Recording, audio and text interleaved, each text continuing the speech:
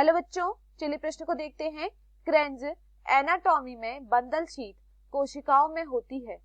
हमारे पास दिए हुए विकल्प हैं। विकल्प एक, पतली दीवारें, अनेक अंतर कोशिकीय स्थान, क्लोरोप्लास्ट अनुपस्थित। विकल्प बी, मोटी दीवारें, अंतर कोशिकीय स्थान नहीं, क्लोरोप्लास्ट की बड़ी संख्या।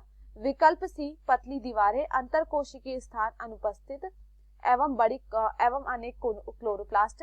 विकल्प डी, मोटी दीवारें, अनेक अंतर कोशिकीय स्थान एवं कुछ क्लोरोप्लास्ट। प्रश्न की मुख्य अवधारणा है मुख्य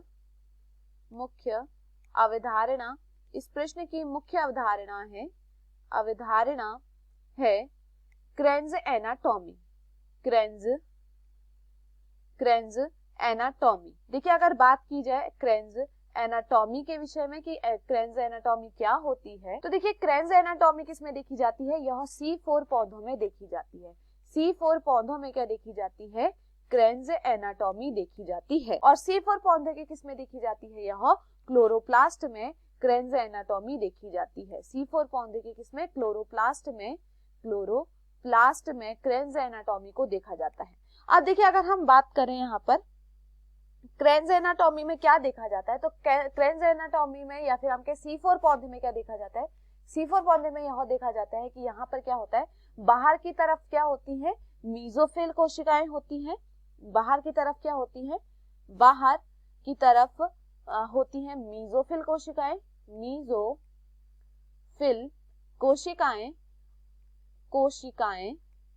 कोशिकाएं एवं अंदर की तरफ क्या देखी जाती हैं? अंदर की तरफ यहाँ पर बंडल शीत कोशिकाएं देखी जाती है। यहाँ पर क्या देखी जाती है? बंडल शीत कोशिकाओं को देखा जाता है। अब देखिए, ये जो बंडल शीत कोशिकाएं होती हैं, यह क्या है? यह मीजोफिल कोशिकाओं से क्या होती है? घिरी हुई होती है। और ये जो मीजोफिल कोशिकाएं होती हैं, ये क्या करती है? इसको पूरी तरीके से घेरे रहती है। ये समझिए कि यह क्या है? यह एक बंडल शीत कोशिकाएं हैं। तो बंडल शीत कोशिकाओं को कौन घेरे रहती है? बंडल शीत कोशिकाओं को पूरी तरीके से घेरे हुए रहती है मीजोफिल कोशिकाएं।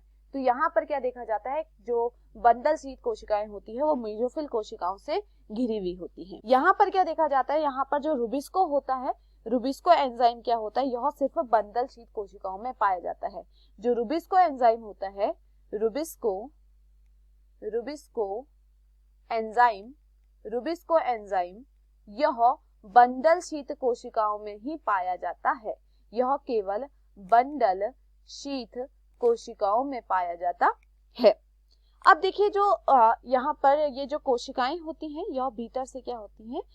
स्थानीकृत होती हैं, जो क्या करती है? कार्बन डाइऑक्साइड के निर्धारण में क्या करती हैं? मदद करती हैं। अब देखिए, जो बंडल शीत कोशिकाएं होती हैं, इनमें क्या देखी जाती है? बंडल शीत कोशिकाओं में मोटी दीवारें देखी जाती हैं। इनमें क्या होती है? मोटी दीवारें होती हैं। तथा यहाँ पर क्या देखा जाता है? इनमें मोटी दीवारें देखी जाती है। और जो अंतर कोशिकीय स्थान होता है वो नहीं होता है। अंतर कोशिकीय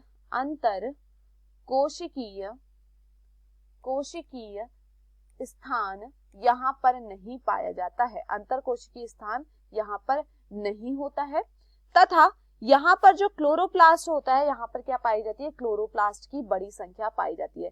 बड़ी संख्या में क्या होता है? यहाँ पर बड़ी संख्या में क्लोरोप्लास्ट पाया जाता है। तो चलिए यहाँ पर विकल्पों को देखते हैं। विकल्प ए दिया गया है पतली दीवारें, तो यह गलत होता है। उसमें कैसी दीवारें पाई जाती है? मोटी दीवारें पाई जाती है। विकल्प बी दिया हुआ है मोटी दीवारें, अंतर कोशिकीय स्थान नहीं होता, क्लोरोप्लास्ट की बड़ी संख्या, तो यह यहाँ पर क्या है? सही है। विकल्प सी दिया गया है पतली दीवारें, अंतर कोशिकीय स्थान अनुपस्थित एवं अनेक क्लोरोप्लास्ट, यह भी यहाँ पर गलत होता है। यहाँ पर यह पतली दीवारें नहीं होती, मोटी दीवारें होती है। विकल्प डी, मोटी दीवारें, अनेक अंतर कोशिकीय स्थान, तो यह गलत होता है। कोशिकीय स्थान यहाँ पर नहीं होता है। तो दिए हुए विकल्पों में हमारा सही विकल्प होता है विकल्प बी। मैं आशा करती हूँ आपको ये समझ में आया हो। धन्यवाद।